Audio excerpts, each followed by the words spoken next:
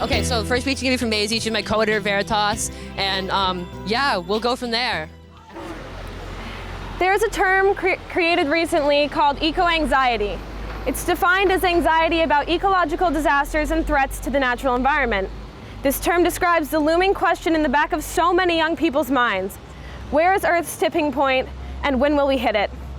It's describing the anxiety-inducing fact that only a small percent of the population is making a conscious effort to reduce climate change, while many others try to discredit the reality of it. The harsh truth is we can fight about anything in the world for quite a while, but none of it will matter unless we can unite to stop climate change from progressing out of anyone's control. The problem with disagreeing with climate change remains the same across the board. Choosing to deny the issue is more convenient, more cost-efficient, just plain easier to cope with in general. Unfortunately, this is true. It's easier, but that's for right now. Reducing carbon emissions will affect the economy, but that's the only way to prevent the effects. The solution will have a result in societal and systematic shift. Yes, it's going to be a challenge, but that's because this needs to be a revolution. If we allow the state of climate to continuously decline, there will be no picking and choosing for nature. Nature knows no political parties. Nature can become reckless. We've all seen it. The detrimental effects of climate change will harm every being on this planet. Sweeping one thing under the rug is simple, but there is no way to deny warming oceans, shrinking ice sheets, glacial retreat, decreasing snow cover, sea level rising, ocean acidification, and countless other forms of evidence that blatantly scream our planet is dying. These things are actively occurring as I speak. You would think the world would listen to the climate scientists, yet here I am, a 16-year-old girl in high school, trying to find the hope for a future that I may never see. I value my education. I am so grateful for it. And if I felt like this change could be made in a basic and systematic way, I would be in physics class taking my test right now. It's not like I want to be fearing for the future of the entire planet instead of preparing for my own. It's not like I asked to be up here begging for someone to help us to do something. But growing up, I was taught to fight for change. It seems in the case of a global emergency, questioning those who label the emergency as a hoax is completely valid. The majority of economic powerhouses and influencers running the world have shown little intention of helping our generation. It's up to all of us to stand up for our future, for this beautiful planet we get to call home. So our next speaker is going to be Skylar Cardell. Skylar's a preeminent birder here in Nantucket, and so he's got a pretty intimate connection with the environment. He spends a lot of time in it, and his perspective is very valuable in this conversation. I've only ever seen one grasshopper sparrow on Nantucket. A century ago, they were among the most abundant songbirds on the island. Their buzzy, insect-like trills erupted from seemingly everywhere throughout the rolling heathlands. With a population density estimated to be about 3 to 4 pairs per 100 square yards, places like My Oaks Pond and the Eastern Moors provided fruitful and prosperous breeding grounds for this inconspicuous and reserved denizen of sandplain grassland. But this was Nantucket then, and this is Nantucket now. When Edith Folger Andrews remarked in her 1948 masterpiece, The Birds of Nantucket, that, quote, the grasshopper sparrow has reversed its status on the island and that the same trend has been taking place on Cape Cod and Martha's Vineyard, end quote, she would have found it hard to believe that in a few short decades they would be almost completely and utterly extirpated from southeastern Massachusetts. And yet here we are. Since that time, not so long ago, scrub oak has steadily crept across the heathlands unregulated and nibbled away at her bounty. Her introduced heather, her blue-eyed grass, the fields of goldenrod, toadflax, aster, colocroot, and milkwort. Pitch pine has expanded only to fragment, to shatter, and ultimately collapse an already crumbling infrastructure, a key component for the grasshopper sparrow's plight. In the 1940s and 1950s, it was made evident that we had only ourselves to blame for the downward spiral of biodiversity that would soon follow. Dr. James D. Laszlo warns us of this inevitable fact through his incredible foresight in the 1964 hit classic This Broken Archipelago, which reads, quote, Nantucket took hell. Being all one town, it was sprayed relentlessly. Tuckernuck and Muskeget, also part of the town, lie to the west. People reasoned that their marshes would supply windblown mosquitoes to the rest of Nantucket. The planes were called in on them, too. The spraying has not stopped, end quote. The smoking gun in this case study, DDT, the genocide that would have inevitably ensued, so appropriately dubbed fogging. Only fitting for an island nicknamed the Gray Lady. Clint Andrews would remark later that he could only display that you could display no knowledge of any Fowler's toad anywhere on Nantucket after World War II, before which they were exceedingly abundant. Muskeget Island, which Dr. Lazzle describes as the strangest of our islands, may have even been home to a unique species of toad all its own, evidenced by 2 specimens preserved beautifully, both before the war happened, before the fog. So here we are now, left to interpret, analyze, come to realize what a proud island we have raped and pillaged through countless generations of systematic abuse and exploitation. We throw words at these massacres with an obtuse hindsight, using big words like immoral, ruthless, and ungodly. But in the truest extent of the phrase, the fog is only now just beginning to lift. I read a statistic the other day. The headline, "New study finds US and Canada have lost more than 1 in 4 birds in the past 50 years. I leaned my head back and thought about this for a second and began to recall some of the things my older birder friends have recounted to me. Stories of how spring migration lasted several weeks, opposed to several days in just several pinpoint locations. Stories of how fall migration was guaranteed hundreds of migrants per day following the right winds, whereas now we stop at 70 species and call that a day.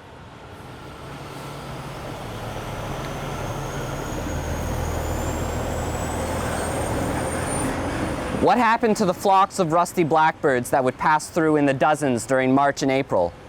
What happened to the literal streams of long-tailed duck that would yodel their way over Smith's Point and into the safe haven of Nantucket Sound every evening? Well, I get to sit in the back of my dad's truck and eat takeout on Esser's Island while counting them go overhead by the hundreds.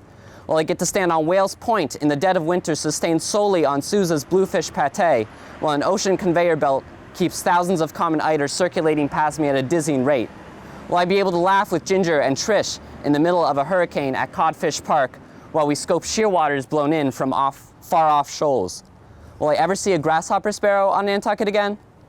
These are the questions I ask myself as I sit in traffic on Sparks Ave, inhaling nitrogen oxides and volatile organic compounds, staring unamusedly at the bumper sticker of the commercial front truck in front of me reading, "There is no Planet B." I ask myself the same questions as I read pieces from Lazzle, or Folger, or Griscom, or Dunwoody, or Brace, or Veet, or Locks, or Blackshaw, while planes fly low over our house in Pulpus, which I know will descend lower still over Maurice Gibbs's house in a matter of minutes. The same questions I hope my generation will be the ones to answer. Truly, Nantucket today remains at the forefront of this global climate crisis. With islands like Tuckernuck losing over 15 feet from our coastlines each year, we risk having to say goodbye forever to the carefully groomed and naturally selected ecosystems we see still persisting despite our many sins as colonizers of a wild, unkempt, and unruly land. If we continue our collective lifestyle of excessivity and overzealousness, then certainly we will meet an end not unsimilar from the same natural processes that led great rivers to form shoals out of deltas, channels out of streams, and Nantucket born from the ocean itself during the receding worm glaciation. The waters will rise, and we will be left to decide why is it we settled here in the first place, if not to destroy what so many of us refer to as paradise. Nantucket, the garden of earthly delights, but not as God-given's right. I'm actually going to end this speech with a quote from the American rapper Chad Pimp C. Butler from his 2007 hit single International Players Anthem. "No looking back, spaceships don't come equipped with rear-view mirrors, the atmosphere is now ripped. Now hurry, hurry, hey, keep your heart. Play your part, play your part." Thank you. Our next speaker is going to be Cappuccino. The Inky Mirror wrote yesterday that I and my comrades are angry. And we are. We're mad as hell and frustrated and angry that we're the ones who are doing this. That a bunch of kids are the ones trying to convince people that our planet is worth saving. But we aren't just flaming with pointless rage, simply trying to rile up those around us. We have ambition. We want everyone to hear it. Not just our right feelings, but the severity of our situation and what we are going to do about it. There's a phrase, think globally, act locally.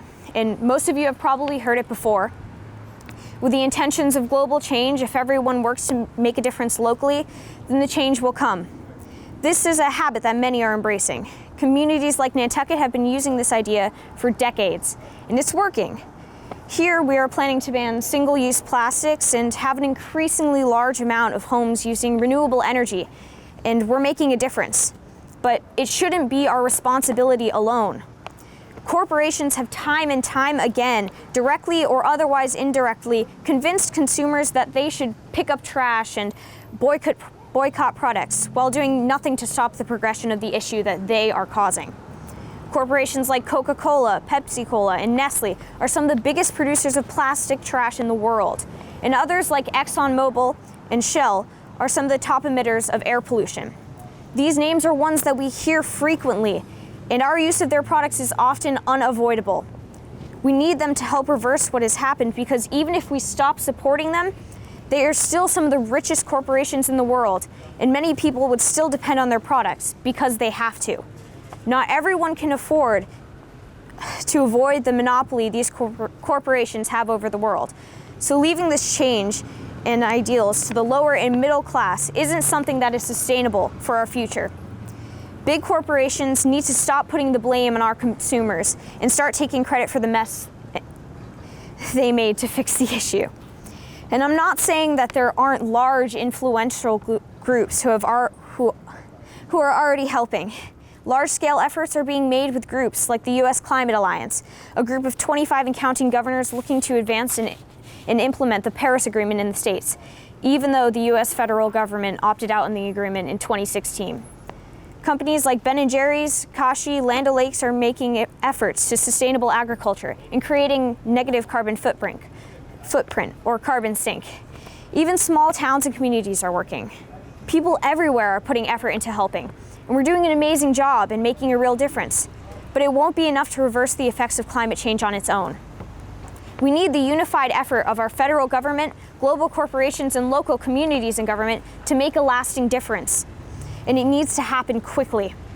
The soonest I will be able to vote and make changes in our government will be in 2022 at our Congress and House of Representatives election. And I will be voting. Some of my peers who are here today will be able to make a change sooner in our 2020 presidential elections. Generation Y right now is the largest voting group in America, taking over baby boomers for the power of the vote. But us, Generation Z, a bunch of scrappy high school kids with the knowledge for a need of change, are showing a powerful and demanding influence. So once all of us have the right to that vote, imagine what kind of a difference we can make. But for now, we can't make those decisions on our own. We have to tell everyone, hell, shout it out to our representatives, our congressmen, our leaders in our corporations that we have to change and that we can. We've had access to renewable energy sources for more than 50 years, and now they're beginning to cost less than fossil fuels. Countries all over the world are already making changes, whether with the Paris Climate Agreement, IRENA, or independent efforts. The United States has no excuse. Part of our national health plan should be a healthy planet. So we have to participate and act now to reverse the effects of climate change. With the unified support of our federal government, global corporations, and local communities and governments to make a difference, now is the time to fix this. Now is the time to fight for our futures.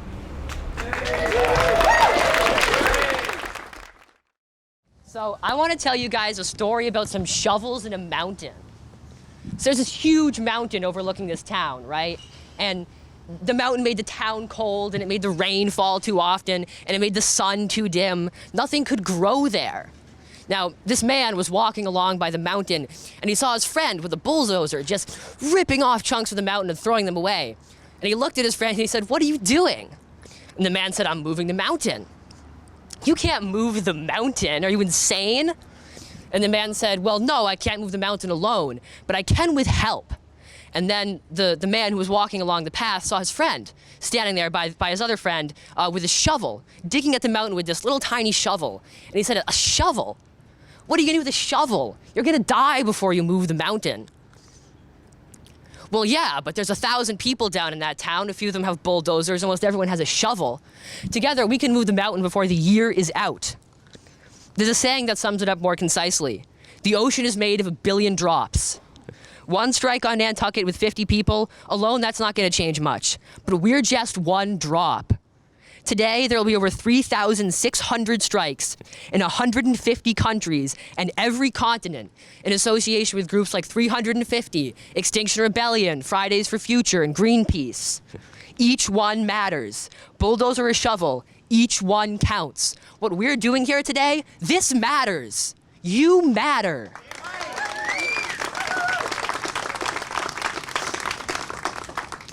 You've probably heard of Greta Thunberg by now. If not, what you need to know is that she's a 16-year-old climate activist who has become the face of a global movement. Think Emma Gonzalez, but climate instead of guns, and far, far more global. I bring her up because one of the insidious ways people try to quell this activism is by telling us that what we're doing, it doesn't matter. The only way we're going to fight climate change is by systemic change on the international level. They're not wrong, but they're missing the point. Systemic change doesn't just happen randomly out of the blue. It happens because people like us make it happen.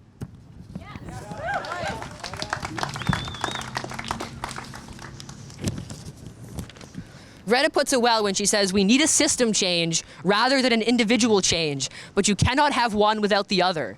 If you look through history, all the big changes in society have been started by people at the grassroots level. That's us right here. People are going to come to you, and they're going to tell you this isn't your fight.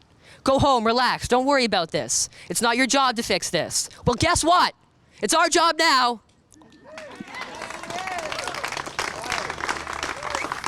We didn't want this job. None of us want to be here. None of us asked to be put in this situation. But here we are. So you look them in the eyes and you tell them no. You tell them this is important. And some of them, probably older, are going to ask you why they should worry. Sure, some of the things we talk about are happening now, but the worst effects, the apocalyptic effects, won't start till after they're dead. So why worry? This is what you tell them. If you do nothing, if you do not act, your children burn. And your children's children will burn. And your children's children will have no children. Because they will all burn. And all that will be left is ash and dust. If you do nothing, your children will starve. And your children's children will starve, and the world will go to war for water, and all that will remain is ash and dust. This is not a political issue. This is not Democrats versus Republicans. This is not the left against the right, the liberals against the conservatives. This is an existential struggle. This is embers and seeds against ashes and dust, survival against extinction, action against inaction, bravery against cowardice, strength against weakness. This is danger on a scale previously consigned to fantasy novels. We act, or everyone dies. Everything becomes ashes and dust. One of the main critiques of modern environmental activism that's too harsh. It focuses on panic, not solidarity, fear, not hope. But we tried hope. Al Gore stood in front of his projector and he climbed up on his ladder and he preached hope. Barack Obama ran for president on a platform of hope. We entered the Paris Climate Accords on the hope that the nations of the world could set aside petty differences and face that existential threat. Well, here we are. Hope failed. Now, don't get me wrong. Hope is important. If we forsake hope, there's no reason to keep fighting. And I do have hope, I do. But I'm not standing up here because I have hope. I'm standing up here because I don't want to burn. I'm standing up here because I'm terrified. Because we all should be terrified. Because if you aren't terrified, if you aren't so scared it keeps you up at night, you aren't paying attention. Register to vote. Text 38383. Text climate to 38383. Elect candidates who care. Stay hopeful, but stay afraid. We matter. An ocean is made of 1 billion drops. Thank you.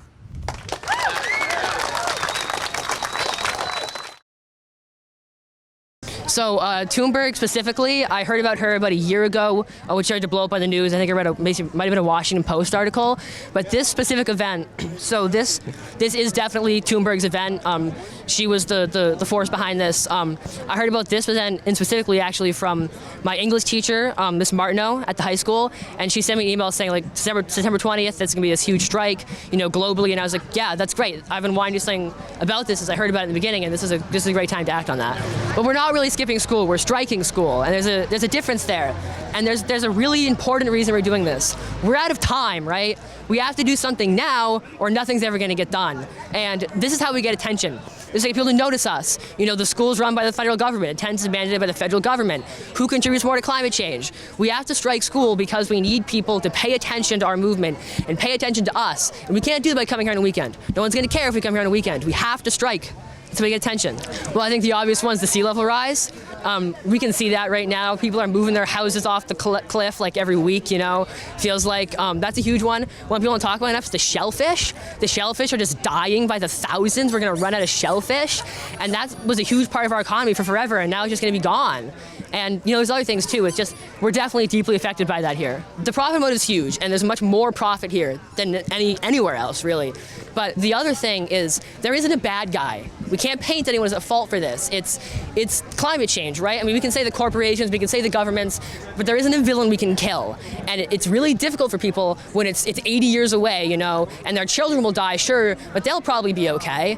And they can't point to a bad guy and say, that's the guy, get him. It's difficult. It doesn't, our psychologists don't adapt to that, but we have to. We have to adapt to that. Well, obviously Greta, she's probably my biggest inspiration, period. Huge inspiration for me. And then I mentioned Emma Gonzalez in my speech. Emma Gonzalez is a huge inspiration. What she's done is amazing. Those are Parkland kids, Cameron Kasky, David Hogg, Alfonso, I can't remember his last name. And then Malala, you've probably heard of her. She was in Pakistan, I believe.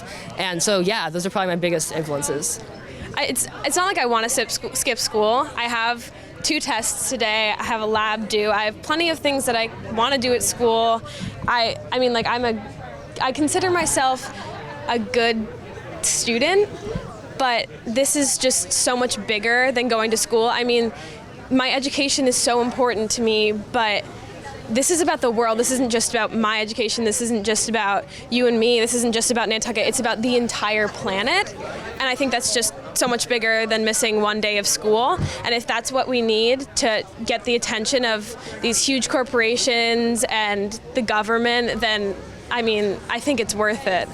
John Carl mentioned it to me late this summer, and I started looking into it. And Greta Thunberg, I've seen a lot of her. I've kept up with her on social media. I mean, it's hard to avoid it on social media. It's everywhere. It's all over the news. So once this started like growing globally, John Carl was telling me about how it was becoming a thing on Nantucket. So I tried to get invested in it.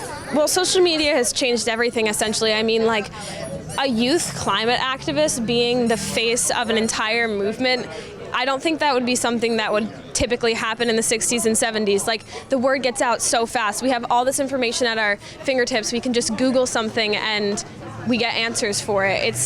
It's so easy to be involved in it, and I mean, it's just everywhere. So I think that that's really different from the forms of communication that were pre-existing. And I mean, we go to school every single day. We go to school for 9 months, and this is like an hour and a half out of our time, so it's just a lot more significant. Even though we're skipping today and it's a little bit of a delinquent thing, we're doing this because we might not be around to have an education later on. The grades we get right now are not going to matter. Exactly. It's fix anything right now. Yeah. I think we all want to be in school. We don't want to have to be here, but people aren't doing stuff on a global level, so we have to try to do stuff on a local level. Well, there is a lot of stuff on, social medias like Instagram and Snapchat, and that helps gather a lot of people. I know that it went out on Facebook, and that's why a lot of adults were here. So it's easier to get people to know about stuff that's happening. And social media has been definitely a benefit, but also a detriment to this cause, because there are so many messages. We're so connected that there are so many messages coming at people through the internet all the time that the good and the bad messages just become very overwhelming, and it's a lot easier to shut it all out. We have been affecting our climate in negative ways for a long time.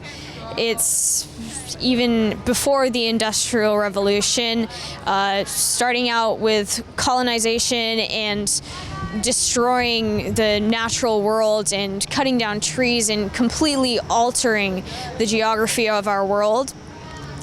It's been happening for so long, and only really now are we seeing the incredible negative effects that it's having on us. Because the things that are hurting our environment the most are the things that we use in our everyday lives. And I think a lot of people don't want to give up some of those things because it's become part of what they do every day. The sea levels are rising, and they're rising more rapidly here because we're an island, so they're on all sides, and it's happening quickly, and it's happening now. My dad caretakes a property over by Jetty's Beach, and whenever we get a big storm and lots of rain and the waves are big, the house always floods down there, and it's a big problem, and there's not much he can do about it. There's not much I can do about it because it's the rain and it's what's happening to us right now. My father has a client, and living out by the Sconset Bluff there's a dramatic amount of their property has been lost during the hurricanes and during the winters. Like over the course of 3 months, they lost almost 20 feet of their property, including their garage, into the water. So it's a pretty immediate reaction when you can see that your own personal property is being affected by what's happening now. Yeah, I mean, it's pretty scary for everyone who lives here to think that it's only going to get exponentially worse as it goes on. I mean, my grandfather grew up here and my father grew up here, and soon enough there will be damage that is detrimental and far too far gone to fix for anyone. And the island that we've known for so long is not going to be the same.